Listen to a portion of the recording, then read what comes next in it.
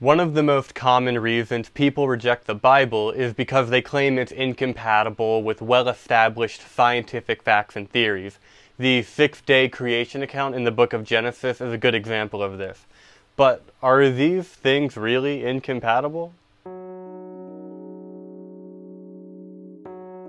Before going any further, something I'd like to say right off the bat is that I have no intention of disputing the scientific evidence in this video. So if you were looking for someone that is going to argue against Darwinian evolution or the accuracy of carbon dating or that sort of thing, then you've come to the wrong place. In fact, I don't even mention any of the scientific evidence, let alone refute it. Okay, I guess I did technically mention it. So there's a myriad of reasons why someone might think that the book of Genesis is incompatible with science.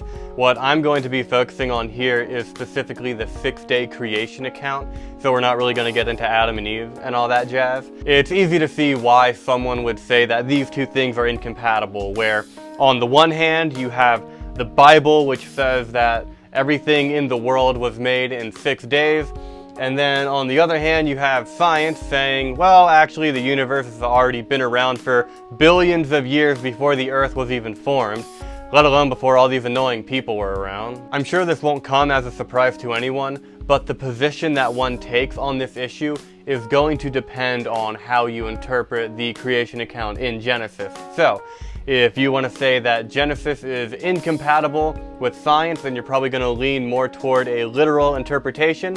If you want to say that the book of Genesis is compatible with science, you're probably going to lean more toward an allegorical or metaphorical interpretation, whatever you want to call it. And of course, there's more than just these two options. It's probably better to think of it as more like a spectrum of options. But for the sake of this video, we're just going to simplify to those two options. What's interesting about these two different approaches is that they were debated long before the relevant science was around. So on the one hand, you have people like your boy St. Augustine, who was a doctor of the church, which is like a pretty big deal. He lived in the 5th century and he leaned more toward this symbolic, allegorical approach, whereas you have people like St. Basil the Great, who lived in the 4th century, also a doctor of the church, and he leaned more toward this literal interpretation. And yes, I know exactly what doctor of the church means. I just don't feel like telling you. Okay, fine.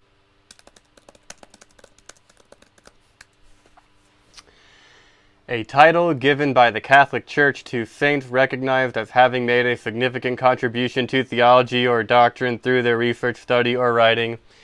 You happy now? And depending on the kind of Christian environment that you grew up in, if any, then you were probably told that Genesis is meant to be taken 100% literally. And so it's no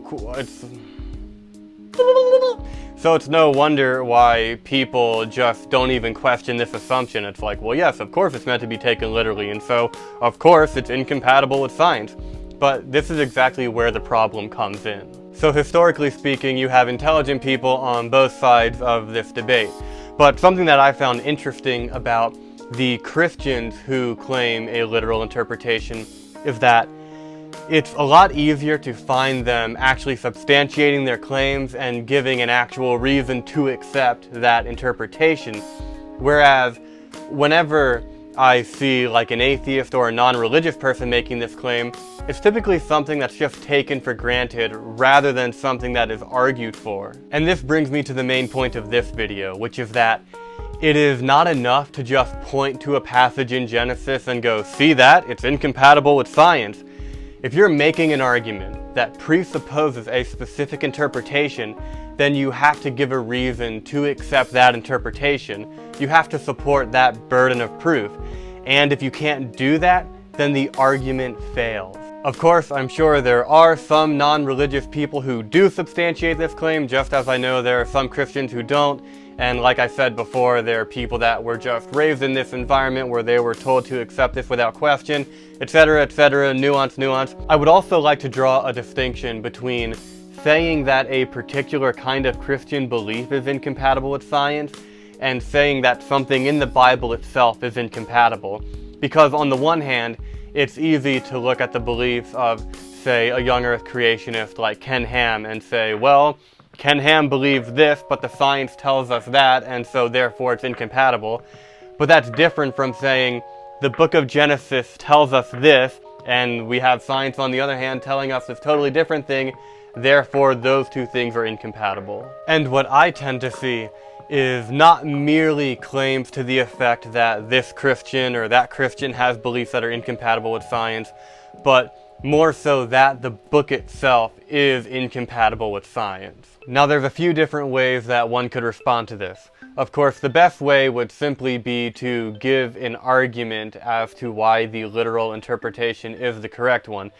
But if you didn't want to have to do that kind of difficult legwork, then what you could try doing is shifting the burden of proof.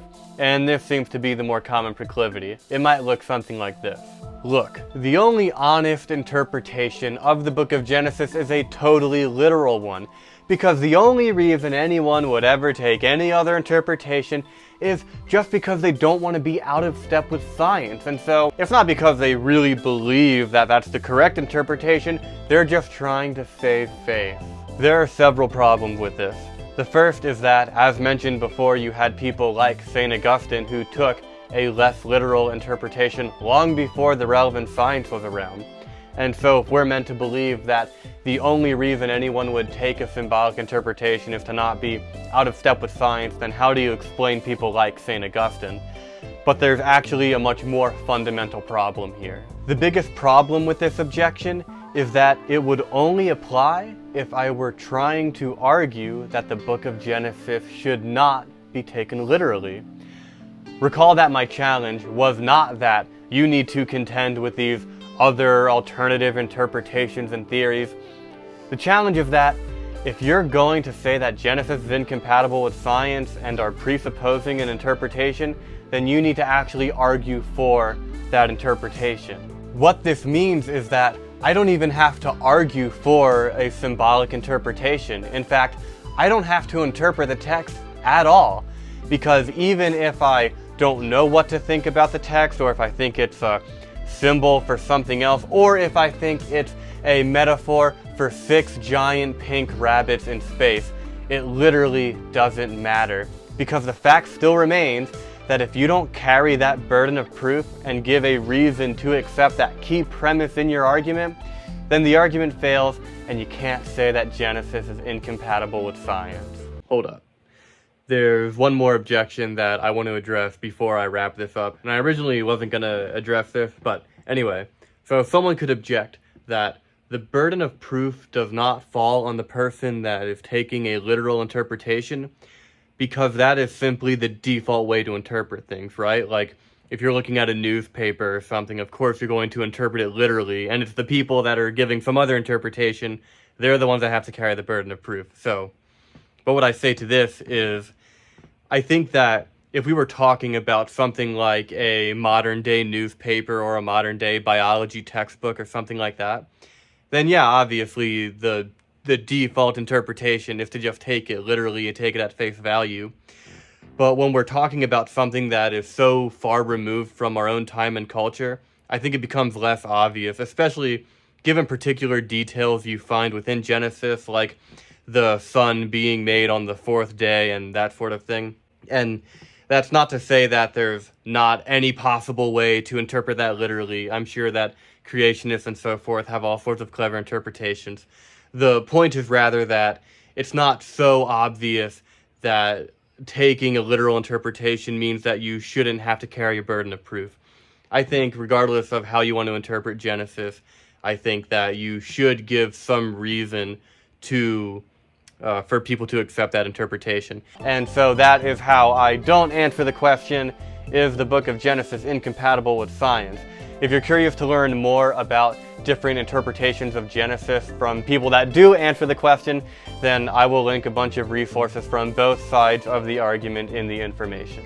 Speaking of science, there is a lot of people that seem to think that there is scientific evidence that God exists. I happen to disagree with this claim. Sort of. It's complicated. But that is going to be what I talk about in the next video.